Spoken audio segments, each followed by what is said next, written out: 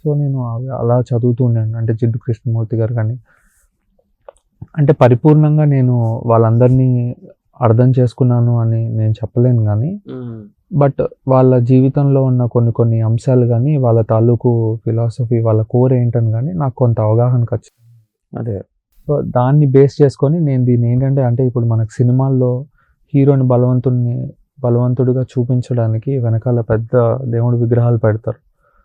So, మన మధ్యలో ఉండే ఇప్పుడు మీరు చెప్పిన రమణ మహర్షి గారు గానీ, జిడ్డు కృష్ణమూర్తి గానీ, చలం గారు గానీ, వాళ్ళు వ్యక్తులుగా సమాజంలో ఉన్నప్పుడు వాళ్ళకి ఇప్పుడు మనం మాట్లాడుకునే అంత గ్లోరిఫికేషన్ వాళ్ళకి లేదు.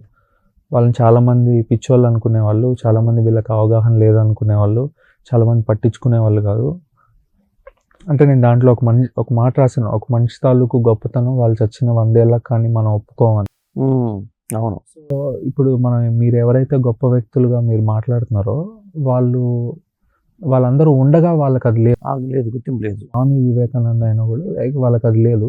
But for a change Pawan Kalyan విషయంలో అలా జరగకూడదు అని నేను అలాంటి వ్యక్తులతో నేను కంపేర్ చేసి, అంటే తనలో ఆ లక్షణాలు ఉన్నాయి కాబట్టి నేను కంపేర్ చేసి నా తాలూకు పర్సెప్షన్ ఏంటనేది రాశాను. అదే. ఎందుకంటే ఇప్పుడు చలం గారు కూడా ఫస్ట్ ఇవన్నీ నమ్మేవాళ్ళు కాదు సాధారణంగా. ఆయన సాహిత్యం అంతా స్త్రీ స్వేచ్ఛ గురించే పోరాడుతూ రాశాడు. అంటే చలం గారితో పోల్చడం అనేది ఏమిటని నాకు అనిపించింది. చలం అంటే చలం గారు రాసిన పుస్తకాలతో కానీ, లేదంటే చలం గారి తాలూకు ఐడియాలజీతో కానీ నేను పోల్చలేదు. అవును. చలం గారిలో ఉండే ఇప్పుడు సమాజంలో ఇప్పుడు ఫర్ ఎగ్జాంపుల్ చలం గారు బ్రాహ్మణుడై ఉండి, అంటే వాళ్ళ దాంట్లోనే జరిగే కొన్ని విషయాల పట్ల, అంటే ఏదైనా సరే is very honest and open.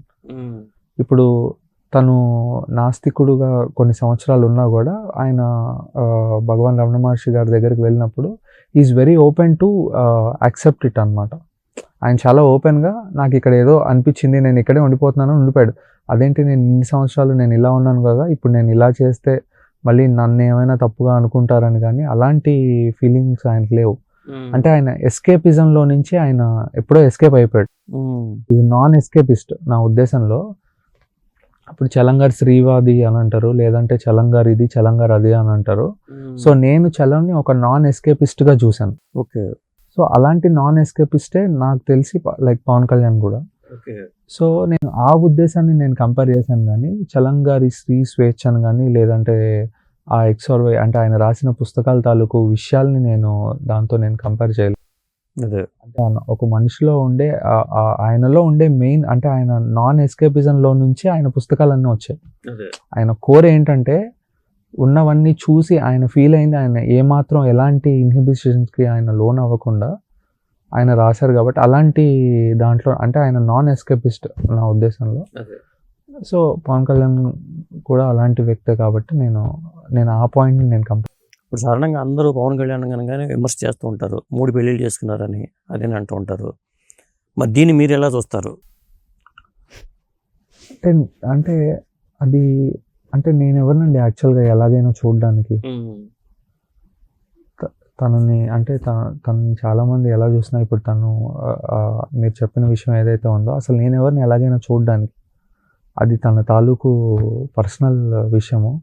ఎవరి జీవితంలో ఏం జరిగింది ఏంటి అనేది ఐ థింక్ నాకు ఆ రైట్ లేదు. అంటే నేను బయట నుంచి చూసినప్పుడు నాకు అది కాదు, నాకు తనలో నచ్చే అంశాలు చాలా ఉన్నాయి. తనలో నచ్చే అంశాలు చాలా ఉన్నాయి. దాన్ని నా జీవితంలో కానీ, లేదంటే చాలామంది వాళ్ళ లైఫ్లో కానీ దాన్ని కొంచెం ఇన్స్పిరేషన్గా తీసుకొని మనం కూడా మన లైఫ్లో చాలా మంచి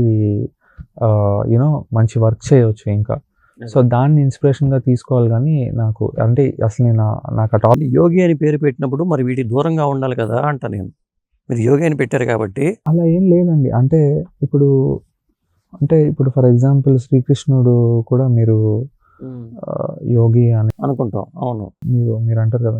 కానీ అంటే మీరు ఇప్పుడు ఆయనకు కూడా ఇంతమంది భార్యలు ఉన్నారు అనేసి అంటారు. మరి ఇప్పుడు దానికి నేను అడిగితే మిమ్మల్ని మీరేం సమాధానం చెప్తారు? అట్లా అనుకుందాం, శ్రీకృష్ణుడిని యోగి అని అనుకుందాం మనం. మరి యోగి అనేవాళ్ళు సాధారణంగా అంటే అర్జునుడు యుద్ధం చేశాడు, శ్రీకృష్ణుడు యుద్ధం చేయలేదు. కానీ ఇక్కడ పవన్ కళ్యాణ్ యుద్ధం చేస్తున్నారు, రాజకీయంగా కానీ లేకపోతే ఇంకో విధంగా కానీ. అప్పుడు యుద్ధం చేసే వ్యక్తిని యోగి అని ఎలా అనుకోగలం? అంటే ఇప్పుడు యుద్ధం అంటే మీ దృష్టిలో అంటే ఏంటి యుద్ధం? యుద్ధం అంటే జనంలోకి వెళ్ళటం, జనాన్ని చైతన్యం కలిగించడం ఇవన్నీ చేస్తున్నాడు. శ్రీకృష్ణుడేమో యోగిగా ఉండి ఒక సారథ్యం వహించాడు అంతే. ఈయనేమో అగ్రెసివ్‌గా ఉంటున్నారు కదా! అంటే ఇప్పుడు కాలం మారిపోయింది సార్. మేబీ శ్రీకృష్ణుడు కూడా ఇప్పుడు ఉంటే తను కూడా కత్తి పట్టుకొని చాలా మందిని చంపేసి ఉండేవారేమో. అంటే నాకు తెలీదు. కాలం అంటే ఆ కాలానుగుణానికి తగ్గట్టు ఆ పరిస్థితులను బట్టి ఆ టైంకి ఏది అవసరమో అది చేస్తారు సార్ అంతే. అది మేబీ ఇవాళ ఉన్న టైంకి అతను కొంచెం అగ్రెసివ్‌గా ఉండాలని తనకు అనిపించింది. ఇప్పుడు పవన్ కళ్యాణ్ చాలా సంవత్సరాలు బయటకు వచ్చి మాట్లాడింది కానీ తను పబ్లిక్‌గా ఎక్స్‌పోజ్ అయింది లేదు. సో ఇప్పుడు ఆయన ఎక్స్‌పోజ్ అవుతున్నారు. సో ఈ టైంకి అది ఆయనకు అవసరం అనిపించి ఆయన చేస్తున్నారేమో. ఇప్పుడు ఆయనకేంటంటే ఇప్పుడు చెగువేరా భావాలు కానీ ఇవన్నీ ఉంటాయి. ఆయనలో కొద్దిగా అగ్రెసివ్‌గా ఉంటారు ఆయన. ఒక తీవ్రవాది అంటూ ఉంటారు అంతర్గతంగా చెప్పాలంటే. అలాంటి వ్యక్తిని మనం ఎలా ముడిపట్టగలం?